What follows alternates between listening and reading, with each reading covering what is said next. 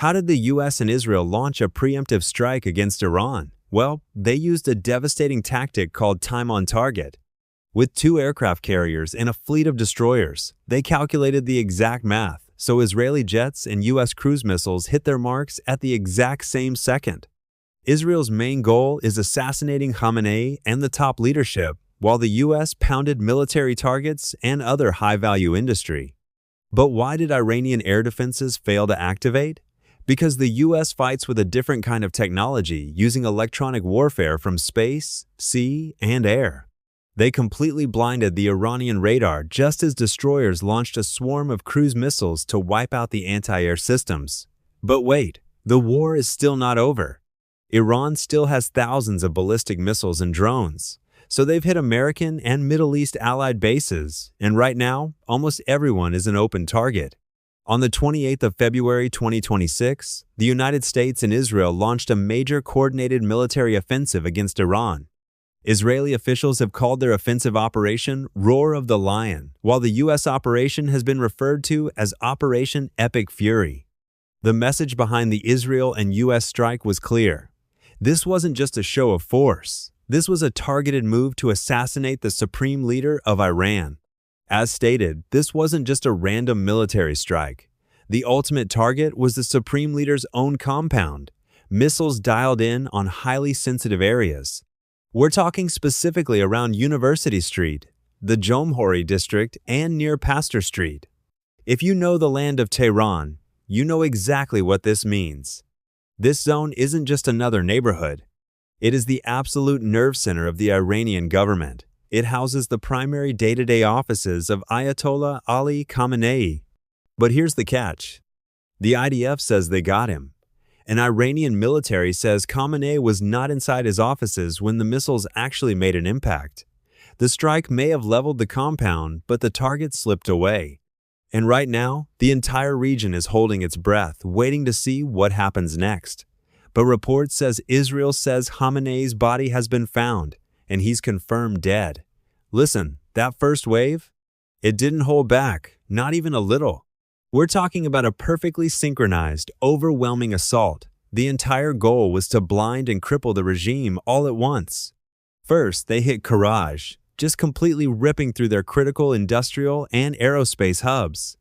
Then Tehran, the capital rocked. Any illusion of safety they had was just completely shattered. They didn't stop there. They struck Qom, sending absolute shockwaves right through the ideological heart of the country. And if you follow this stuff, you know exactly how heavily fortified that area is. Over in the west, missiles literally rained down on Kermanshah. They neutralized those launch sites before the operators could even think about powering up their radars. And then there's Isfahan, the absolute crown jewel of their nuclear and drone programs. Heavily defended? Didn't matter. It just lit up the night sky. But how did the US and Israel actually pull off a preemptive strike on Iran? First of all, look at this map. To make this happen, they didn't just rely on local land bases. They brought 2 massive floating cities right to Iran's doorstep. Down in the Arabian Sea, you've got the USS Abraham Lincoln Carrier Strike Group bearing down on the south and east. And over in the eastern Mediterranean, the biggest, newest ship, USS Gerald R. Ford. While Israeli jets flew all the way across the Middle East to reach Iranian airspace, timing was absolutely critical. The moment those IDF jets reached their marks, the missiles were released. And that brings us to the most terrifying, complicated part of this entire operation, the synchronization.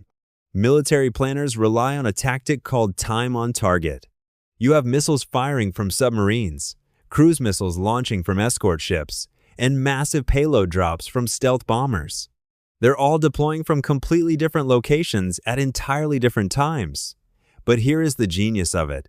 The US military machine was mathematically choreographed so everything impacted Karaj, Tehran, Qom, Kermanshah, and Isfahan at the exact same second the Israeli jets dropped their guided bombs. It was designed to be a total systemic shock and explode at the same time, a move to collapse the regime instantly. When those munitions finally hit, it was pure shock and awe. But why did the Iranian air defenses fail to activate? Well, to put it simply, the US military operates in a completely different league. Using a highly advanced mix of electronic warfare and cyber operations, coordinated from space to the ground, the coalition was able to inject false data directly into Iranian radar screens. Top-tier Iranian air defense systems like their homegrown Bavar and their Russian-supplied batteries were absolutely overwhelmed by this electronic assault. But to actually hunt them down, the US set a brilliant trap. They launched hundreds of ADM-16 zero-MALDs, miniature air-launched decoys. To a panicked Iranian radar operator staring at a chaotic screen, these tiny drones look exactly like a massive squadron of F-15S or F-16S screaming toward the capital. With the door kicked wide open, fifth-generation stealth fighters, including both US and Israeli F-35S, with possible F-22 Raptors, sliced through the airspace completely undetected. Ultimately, the Iranian air defense network wasn't just suppressed, it was completely dismantled, at least for the time period. Because the Iranians do have huge firepower, Tehran fired back in Operation Truthful Promise 4, a massive wave of missiles and drones targeting US bases and regional allies.